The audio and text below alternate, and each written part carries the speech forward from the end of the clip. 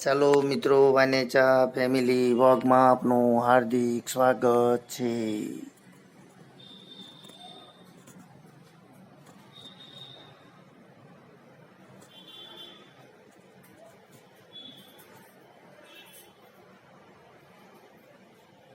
આજે આપણે સરસ મજાની રેસીપી બનાવવાની છે, જે રોટલીને શાકની.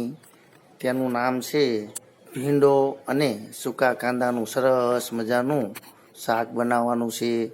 સાથે રોટલી સર્વ કરશું મિત્રો. તો ચાલો તમે પૂરેપૂરી રેસીપી જોઈજો. આજે આપણે સરસ મજાનું સૂકા કાંદા અને ભીંડાનું શાક બનાવશું મિત્રો. તેનું મટીરિયલ તમને બતાવી દઉં. તેના માટે આપણે સરસ મજાનો તાજો ભીંડો છે, સૂકા કાંદા છે, ટામેટાં છે, મરચાં છે લીલા, તેમજ તેના વઘાર માટે લસણ પણ સૂકું લીધેલું છે મિત્રો. તો ચાલો તમે પણ હવે તૈયાર થઈ જાઓ. સરસ મજાનું આજે આપણે સૂકા કાંદા અને ભીંડાનું શાક બનાવીને જમશું મિત્રો. અને એ પણ આપણા બગીચાની અંદર બેઠા બેઠા જમશું મિત્રો. તો ચાલો તેને આપણે સરસ રીતે કટિંગ કરીને તેનો વઘાર કરી લઈએ.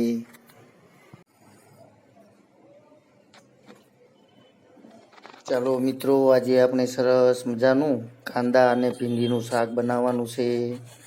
તો તેનું કટિંગ પણ થઈ ગયું છે કાંદા ભીંડીનું. તો ચાલો તેનો સરસ રીતે વઘાર કરી લઈએ મિત્રો. તેલ પણ આપણું ગરમ થઈ ગયું છે. થોડીક રાઈ અંદર ઉમેરી દઈએ. આખું જીરું પણ થોડુંક ઉમેરીએ. હિંગ પણ 1 ચમચી ઉમેરીએ. તેમજ આપણે જે કટિંગ કરીને રાખેલું છે તે સરસ મજાનું ભીંડા, કાંદા અને ટમેટાનું કટિંગ છે તે અંદર ઉમેરી દઈએ.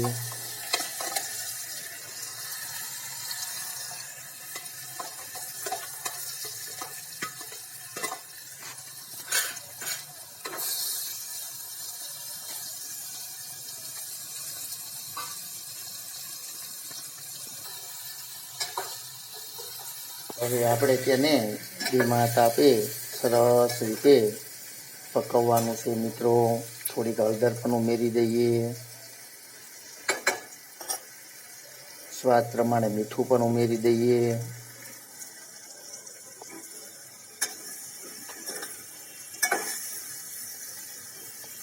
ચાલો મિત્રો, તો હવે આપણે તેને ધીમા તાપથી થોડીક વાર સુધી પાકવા દઈશું. અને ત્યાર પછી અંદર લસણવાળો મસાલો તેમજ તીખું મરચું અંદર ઉમેરશું મિત્રો. ચાલો ત્યાર પછી આપણે તેની અંદર ધાણા જીરું પણ ઉમેરશું મિત્રો.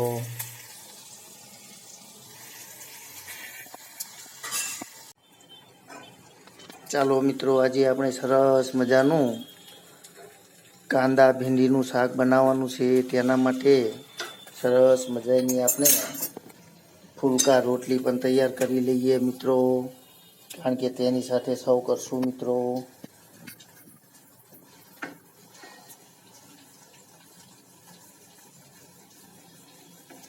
આપણું શાક પણ તૈયાર થઈ જવાની તૈયારી છે. રોટલી પણ સાથે સાથે તૈયાર કરી લઈએ મિત્રો. ત્યાર પછી આપણે જમવા માટે પણ બેસી જઈશું. ખાવાની ખૂબ મોજ આવશે મિત્રો. તમે પૂરેપૂરી રેસીપી જોઈજો, કારણ કે આપણા 3જા માળના બગીચામાં જ બેઠા બેઠા આપણે જમશું મિત્રો. ચાલો તો હવે લસણ, ધાણા જીરું અને મસાલો જે ખાંડેલો હતો તે અંદર ઉમેરી દઈએ, કારણ કે આપણું શાક પાકી જવા આવ્યું છે મિત્રો. અને આ જો તમને ખટાશ ભાવતી હોય તો અંદર થોડુંક દહીં અથવા છાશ ઉમેરી શકાય છે મિત્રો. તો તેનો સ્વાદ સરસ આવશે.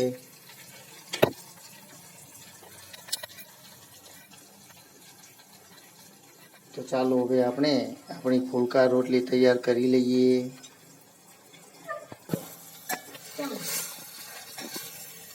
સરસ મજાનું શાક આપણું તૈયાર થઈ ગયું છે મિત્રો. તમે જોઈ રહ્યા છો.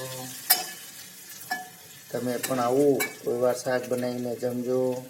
કારણ કે કાંદા ભીંડીનું શાક ખાવાની ખૂબ જ મોજ આવતી હોય છે. શક્ય હોય તો થોડુંક દહીં પણ ઉમેરજો.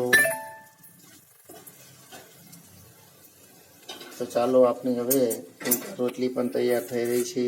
ત્યાર પછી આપણે જમવા માટે બેસશું મિત્રો. તમે પૂરેપૂરી રેસીપી જોજો.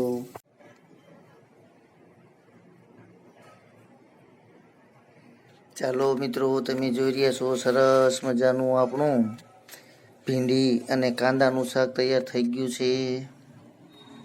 થાળી પણ આપણી તૈયાર છે મિત્રો. તો ચાલો હવે જમી લઈએ મિત્રો.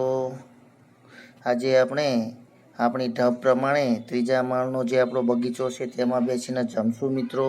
તો ચાલો તમને બગીચો પણ બતાવી દઉં.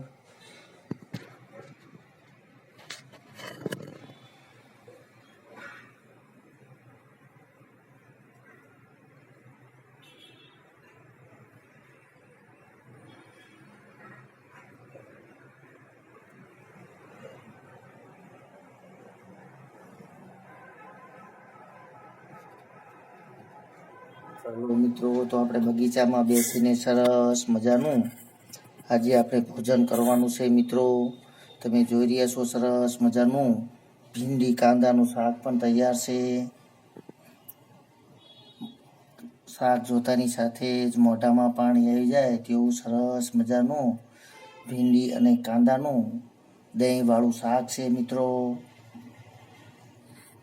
ચાલો તો હવે જમી લઈએ. ઘી પણ છે, ગોળ છે, સરસ મજાની તાજી આપણી છાશ છે, રોટલી છે.